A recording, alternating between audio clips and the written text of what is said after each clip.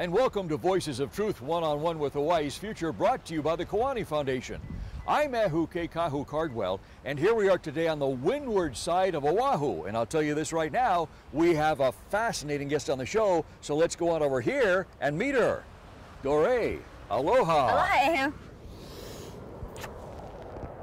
How are you? I'm doing well today. How are you? Good, thank you. Doorae Shin, did I say your name right? Correct. Wonderful, and tell us where we are today. We are here at the beautiful Baby Makapu'u Beach on Oahu Island. Wow, and beautiful it is. What a beautiful day in Hawaii. Look at this. Doorae, we wanted to have you on the show because we heard you're involved in a future for Hawaii that is absolutely plastic free, yes? Yes, so I work for Kokua Hawaii Foundation's Plastic Free Hawaii program, and our goal there is to minimize single-use plastics being produced and distributed and consumed on our islands. Wow. Doorae, how long have you been involved with this? So I've been with the foundation for almost 3 years. And before that, I was a student activist at the University of Hawaii, trying to raise awareness about this issue as well. So you were doing it on a volunteer basis before this actually became a profession for you, yes? Yes, exactly. Why was this so important for you? Well, having grown up in the suburbs of Pennsylvania and never really connecting to nature, at a young age, moving to Hawaii when I was 18 really was life-changing, and I had a deep connection to nature. Was actually here on this drive coming up to the windward side of the island from the South Shore. Right here, on this road here. Right here, that changed my life because it was so beautiful and stunning. I never felt so humbled by nature, and really realized how important it was for us not only to connect with nature but also to take care of it in every way we can. And so when I was at the University of Hawaii, I simultaneously learned about climate change and how vulnerable our environment was. And so I decided to spend all my energy from that moment forward to protect the environment and do whatever I can to spread the word as well. While I was at UH, I did start up a sustainable UH club. And so we had a student club with a lot of projects. And I was also involved with the Surfrider Foundation club there. And so kind of helped to restart some of these existing projects and really focused on plastics and styrofoam especially on the campus there. And we were able to get styrofoam totally banned in a policy in 2013 from UH Manoa. No kidding, totally banned. So there's no styrofoam served at all in any food service locations at UH Manoa anymore, which is the flagship campus of the state of Hawaii. All right, so you did that for a while, and then 3 years ago, you joined Kokua Hawaii, yeah? Right, I graduated UH Manoa, took the summer off, and then, yeah, I got this amazing opportunity to work for Kokua Hawaii Foundation, which does amazing work on the islands to provide environmental education to Hawaii. So it wasn't a deal like, my goodness, I'm out of college now, what do I do with my life? You knew what you wanted to do, I yes? knew exactly what I wanted to do. I knew that I wanted to enter the environmental field, having volunteered for a long time as a volunteer in my time as a student. I was very connected to the community and was able to find a great position that allowed me to do what I love. I'm the program manager for Kokua Hawaii Foundation's Plastic Free Hawaii program. Okay. And so that program specifically, we do a lot of classroom presentations. So teaching students and youth in Hawaii why it's important to reduce plastic, what's going on with plastic pollution in our oceans. We also do beach cleanups for the public, and we advocate for legislation. You do basically education and outreach, yeah? Education and outreach. And also political advocacy at the legislature. We do, so yeah, a little bit of advocacy, and we really are trying to get students in schools across Hawaii to get involved in civics and legislation as well, because their voice is really, really important. Sure. And so what grades do you go in school and educate? Is it from like kindergarten up or what? Yeah, we go from preschool to college. Really? But most of our efforts are in middle school and high school, because that's the age when kids are really critically thinking about their actions, and they're on their way to be making purchasing decisions and decisions around their waste and plastic consumption. Wow. So what's their reaction when you guys come into the classroom and make these presentations? A lot of kids are really surprised. A lot of them, you know, they know that there's trash in the ocean, but they don't really understand the scale of it. They don't really understand you know, the issues with trash and recycling, because all of our trash on the island gets incinerated, and there's a lot of consequences that come with that, as well as recycling all getting shipped away to poor countries in Asia. And so because of these complex issues, a lot of the students are really surprised, and so they're able to really wrap their heads around the importance of the 3 R's: reduce, reuse, recycle. That recycling is the last one, and that really the most important one is reducing and refusing plastic and waste rather than focusing on recycling and cleaning. Okay, Doorae, let's say those 3 R's again slowly. Reduce, reuse, recycle. Reduce, reuse, recycle. Yeah, and we actually say that there's 4 R's now, and that the first one is refuse. So we say refuse, reduce, reuse, recycle. Refuse meaning refuse to use plastic. Yeah, or somebody tries to give you a plastic straw, then you say no, right? And actively not allowing people to give you single-use plastics. Yeah. All right, Doorae, you said something a couple of minutes ago that really caught my attention, which I guess I wasn't that aware of, and maybe not a lot of people are. When we say plastic-free Hawaii, what we think of is on the land. But that's just one part of it, yeah? Yes. What's the other part that's so important? So there's lots of plastic that ends up on our land and our beaches, which is why we do beach cleanups, but almost all the plastic that ends up on our beaches came from the ocean and comes from not only ocean activities, but also land-based activities from other parts of the world. Primarily China, Japan, Korea, and other parts of Asia. And so a lot of the marine debris that we're finding has been floating in the ocean for years and eventually ends up on our shores. And so a lot of this, you know, throughout the life cycle of this plastic being in the ocean will be impacting animals, and animals will be suffering or sometimes die from ingestion of plastic and starving to death or entanglement. And a lot of the entanglement happens from fishing gear. Wow. And I guess we've all seen some photos of that on the internet, yeah? Exactly. How tragic that is. Right. Is there any plastic that is in Hawaii here on the land that gets into the ocean? You know, what we find here, we're finding mostly stuff from far away. And a lot of the plastic is from other parts of the world, but there are definitely things that we litter or that blow out of our trash cans that end up in the ocean. So we don't want to discredit that, but it is still a small percentage of what we get here. Doorae, how can we possibly have any control over plastic that comes from Asia, floats across the ocean, and comes here? I mean, how do you stop that? Or can you? We can't really stop that. We can create international partnerships where we work with these countries. However, we can acknowledge the fact that we're still contributing in some way, because even just using plastic has an impact. So for every 1 pound of plastic that we use and discard, there's about 70 pounds of trash upstream. So that's in the extraction, manufacturing, distribution, that whole process. It's about 70 pounds per 1 pound that we see. So in the consumption process, we're actually seeing a lot of waste.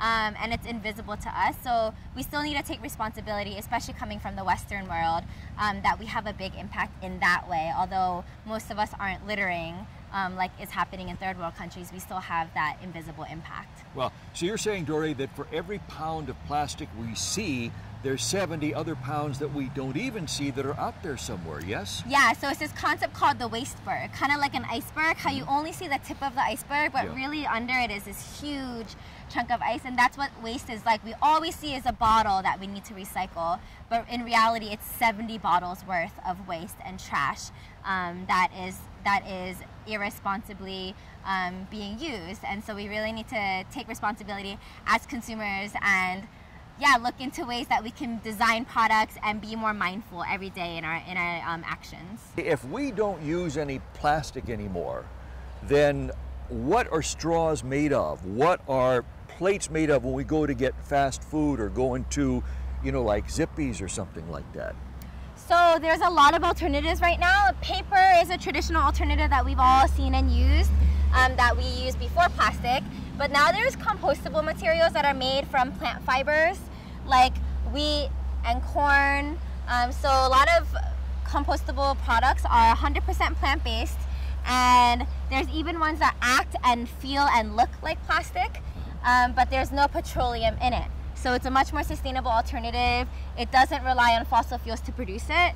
And in the disposal process, it's much more sustainable as well. So the ones that look and act like plastic are typically made from cornstarch. So there's plenty of alternatives, and paper is always one that we could use too.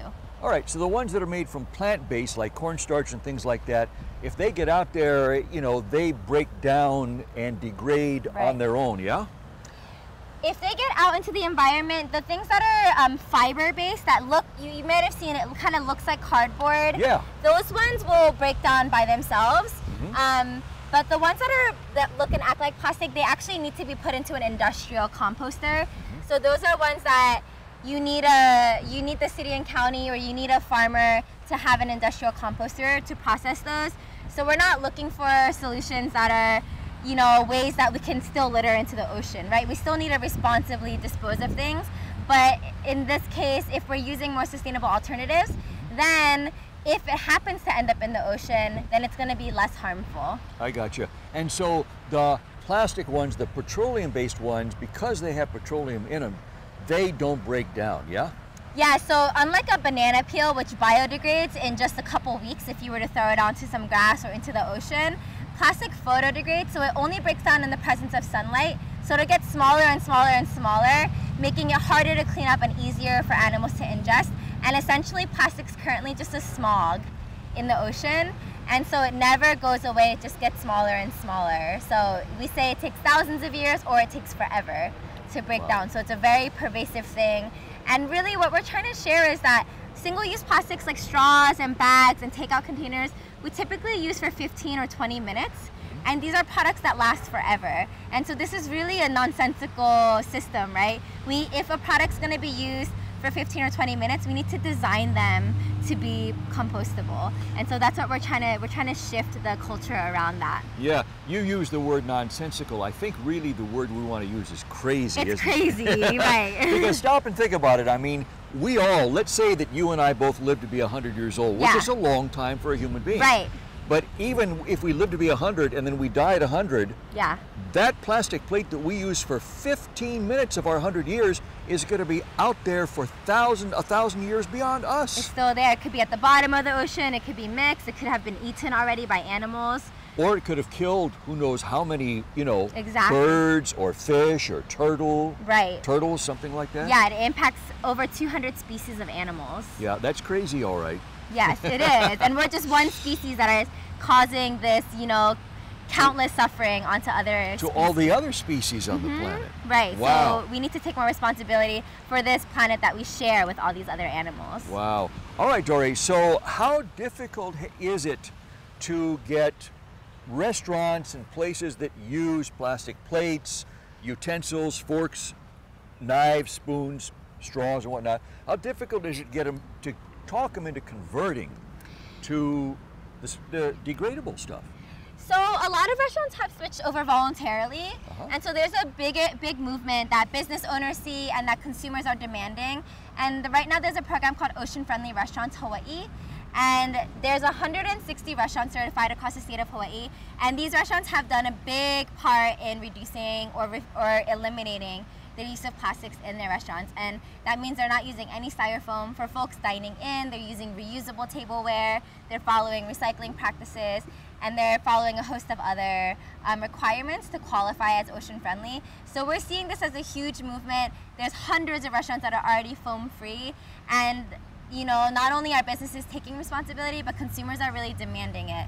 And so this is unstoppable in a lot of ways, and we're also working towards legislation to make it more of an overarching policy so that restaurants all have to comply. Wow. So what you said, what I'm hearing that jumped out at me is the key here is really not convincing the restaurant so much, but convincing the people that use these things to publicly call for this, and then the restaurants start to change, yes? Yeah, exactly. So voting with our dollars is really important. When you go to restaurants that are using unsustainable products, to talk to them and say, you know, there's all these other alternatives. Have you considered switching from styrofoam to paper, offering reusables? And those conversations over time make a big difference, because managers will hear it from multiple people, and from their customers. They end up changing it. Even if you don't think you're making a difference in that moment, if they hear it from enough people, years later I've had managers tell me, you know, Doorae, You have bothered me in the past about this, and I've had several of my customers bother me.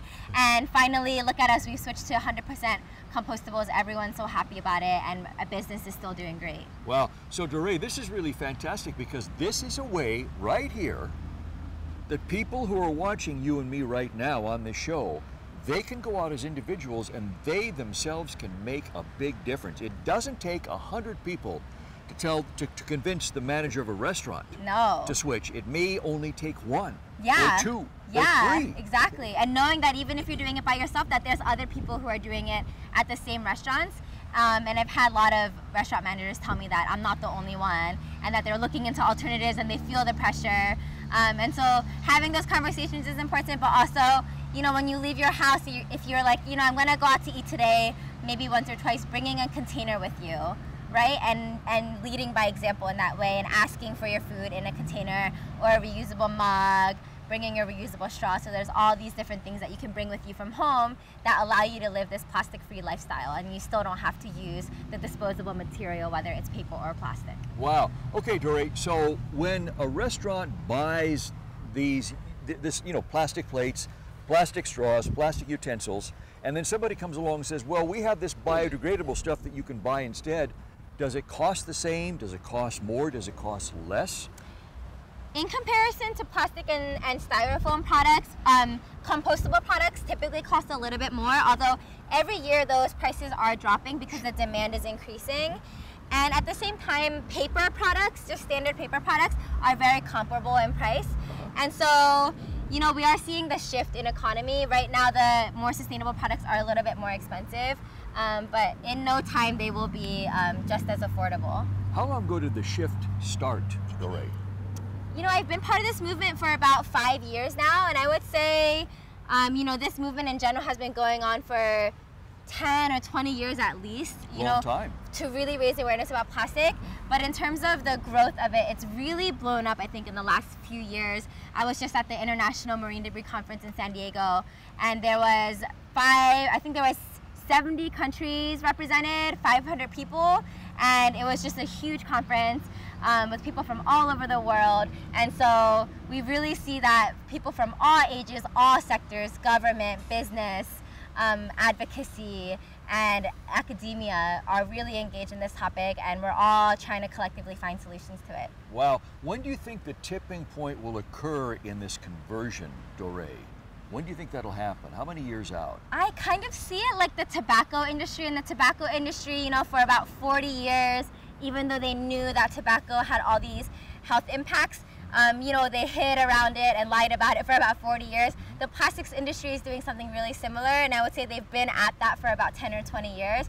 So I would say in the next couple of decades, we'll see a tipping point, and we'll see that policies will be more overarching, and we'll, you know, around the world, we'll be seeing more bans on single-use plastics, and industry switching over and taking more responsibility for how they design and distribute products. Wow, but you know, like plastic, unlike cigarettes are addictive because they have nicotine in them. Right. There's nothing addictive to about a plastic plate. It's culturally addictive because, you know, in our culture, we are very addicted to convenience. Sure. And so I think that's the addiction we're trying to overcome is, can we choose ocean health? Can we choose nature? Can we choose ethics over convenience? And that's kind of the shift we're looking for in our hearts and in our society. But I mean, we're not really giving up any convenience if we, you know, instead of this plate, use this plate, instead of this straw, use this straw. Right. Well, this is still, the issue with that is that, you know, we want businesses to switch to compostable materials,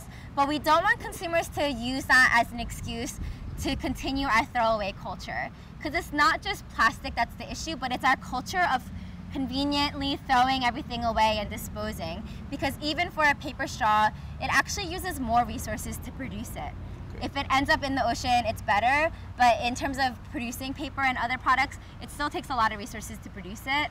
And so we want people to come back to that culture of reusing things. Gotcha. So it's actually there's two components here to this, to getting to the tipping point, which is not only switch to degradable, right, but reusable. Reusable, yeah. We're trying to get back to our parents and grandparents were all, that's all they did, right? They would never imagine going out to eat and throwing everything away after, right? And after World War II is when that really blew up, where they were advertising this throwaway living, this convenient lifestyle, because they had all this plastic that they wanted to sell to us.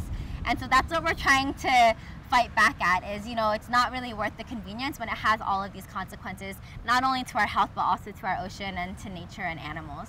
I have heard that Hawaii has been really, really successful in terms of making the change away from plastic, yes? Yeah, definitely. So Hawaii is seen as a global leader for passing policies in plastic reduction. Really? And one of the big things that we did is banning cigarette smoking on beaches, because those cigarette butts are made out of plastic, and they're the most commonly littered thing around the world.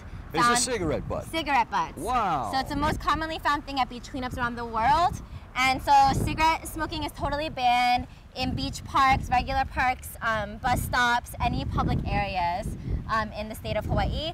So that's a huge victory. And another one is that we're actually the first state in the United States to ban single-use plastic grocery bags. So if at the checkout line in the grocery store, you won't see plastic grocery bags at all. And I think that's an awesome win. And hopefully there are some loopholes and exemptions, so we're trying to strengthen that. Isn't that one of the best parts about Hawaii is that people here, because we all live on an island, you get it right away. Exactly. You know, everybody knows what the impact is because we see it. It's much more immediate here on an island than on a big continent. Yeah, we say it's a blessing and a curse because our beaches are totally littered with plastic on the windward side, but in a way it creates this heightened awareness that you're not going to get if you're in a landlocked area, that you'll never get to experience the Mauka to Makai, where you know that things from land all end up back in the ocean.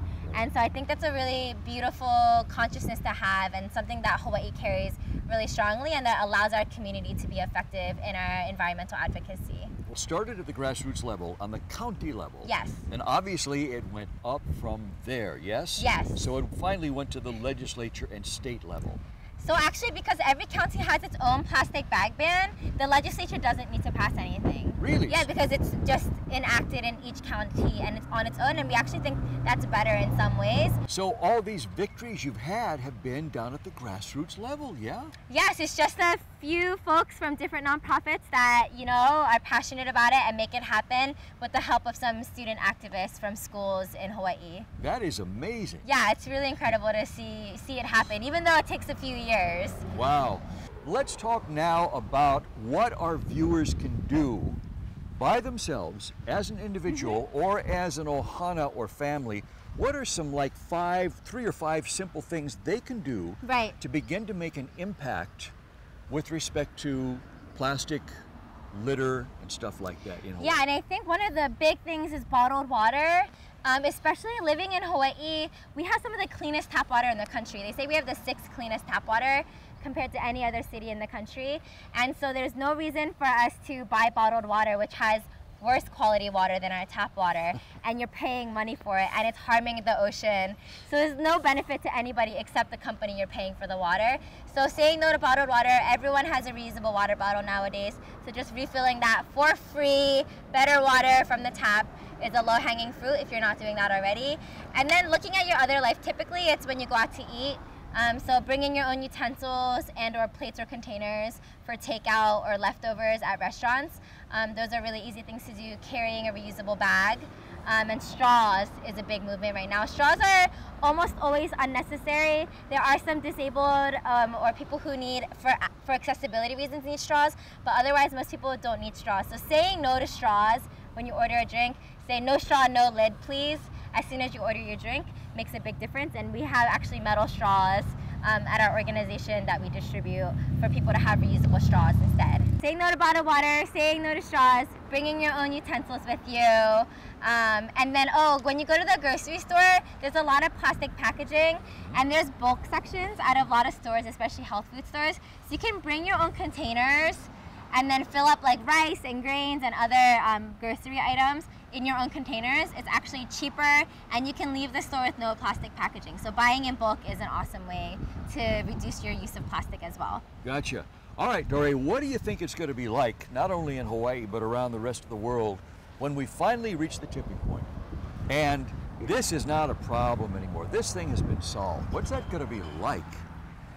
I think that it's really like a consciousness thing, and in Hawaii we have, I feel like, the understanding that being an environmentalist is important, so we're just trying to take that feeling and that knowledge and apply it. And so it's gonna feel like a collective community, and it's gonna feel like we're living in alignment with our values, because we all value nature, we all value healthy air, clean water, a beautiful ocean, clean beaches. And so I think that when we do achieve a plastic-free Hawaii, a plastic-free world, or get close to that, it's gonna really feel like we're living in our authenticity as humans who care about this world that gives us so much. Wow, I love those words, as humans who care about this world so much. Isn't that what it's all about? Yeah, it is, because we all really do care, and we're just all trying our best. And so I think it's exciting to be part of a movement that's helping move us forward and closer to that vision. It is exciting. It is exciting. Doorae, that's where we have to leave it. What a wonderful message. Thank you so much for being on Voices of Truth today to give us this message. And I know I'm going to go home right now and start to do those 5 things you mentioned. Awesome. And I encourage all of our viewers to do the same. So mahalo. Keep doing what you're doing. Thank you. Don't stop, because you're making a difference with every single straw, every single fork and knife and plastic plate. And every policy that we pass. Every policy that we pass. Thank you right so on. much. Thank you so much. And mahalo to our viewers for joining us here on Voices of Truth. Remember, you can watch us on the web 24/7 on voicesoftruthtv.com, and you can like Voices of Truth One-on-One with Hawaii's Future on Facebook. I'm Ahuke Kahu Cardwell for the Kiwani Foundation, along with Doorae here. And until next time, ahui ho! Aloha.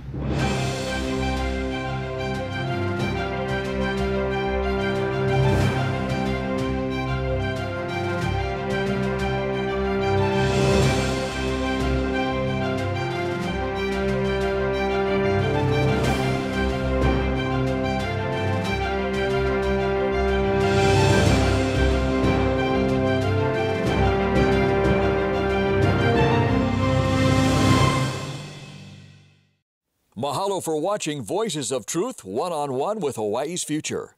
Watch us on the web 24/7 at voicesoftruthtv.com. You'll find all our shows, including this one, in case you want to see it again or share it with family and friends. Also view our weekly video commentaries at freehawaiitv.com. And check out our blog, published daily, at freehawaii.info. It's all part of the Free Hawaii Broadcasting Network.